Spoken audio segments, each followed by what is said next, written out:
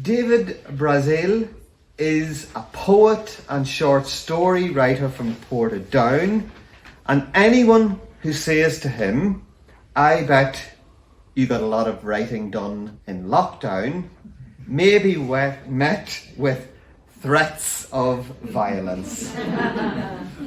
David's most recent creative successes include getting a Wordle in 2. Well done. And completing his self-assessment tax return.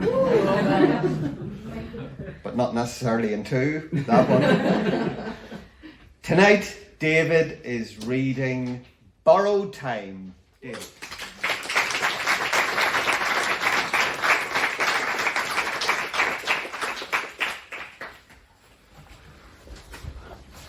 Thank you, Ron.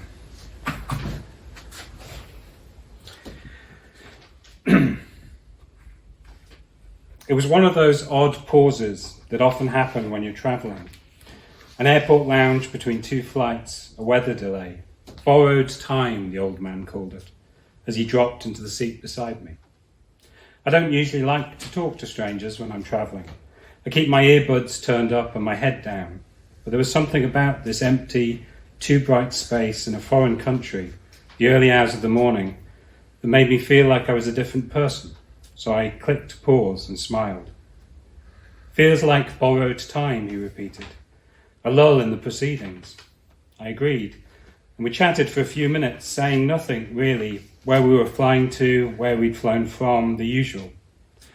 Then the old man said, almost to himself, "This reminds me of 2020. I glanced at him, surprised. "You're too young to remember that, I suppose?" I laughed. "Yes, by about 30 years, I said. I looked more closely at the old man's face then. It was impossible to tell what age he really was, and it would be rude to ask, so I just said, "You must have only been a child in 2020.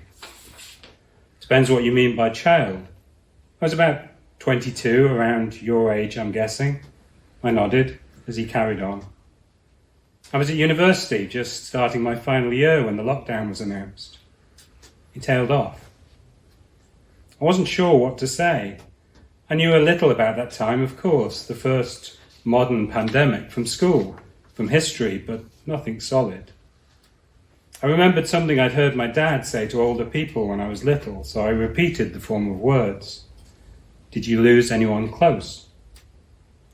"No," said the old man, looking much sadder than I expected. "No one close. I was lucky. Not even sure what made me think of it now. Maybe this feeling of being on pause, of being apart from the world, brought it all back." We sat in silence for a while then, and I was just wondering if it would be rude to start playing my music again when the old man said, "I felt guilty afterwards, when it was over.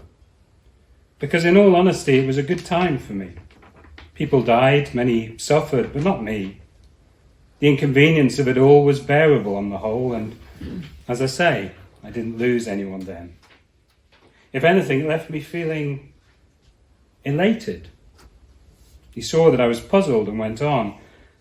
"Many of us, the lucky ones, felt invulnerable, charmed somehow. It felt like we'd been through the worst that could ever happen, and now our lives would be blessed." He had to pause then, take a deep breath and steady himself before continuing. "I was just a kid. I didn't know. It was mostly just an interruption of my social life, and we moved everything online. I couldn't help smiling at the old-fashioned word, online, and the old man caught me and grimaced. Yes, I know, I sound ancient. My sons used to laugh at me that way too. Are you travelling to see your sons? I asked, and I knew at once that it was a mistake. The old man bowed his head. Suddenly I felt sick. I'm so sorry, I said. I shouldn't have asked. I didn't think. No, don't worry, the old man said kindly. No, we lost them in 1953. I felt terrible. I wanted to put my music back on and hide, but I knew I couldn't. I was trapped now in this moment. I felt like I owed the old man something. So I broke my rule, the rule I'd kept for most of my life, the rule that almost everyone in the world kept now, without ever acknowledging it. I said, I lost my mum and my sister in 53. We sat in silence then, both staring out into the night through our reflections in the glass, through the falling snow beyond and out into the inky sky. It was only when the screens flickered back into life, announcing the departure of my flight, and I tried to stand, that I realised the old man had been holding my hand gently in his. Thank you.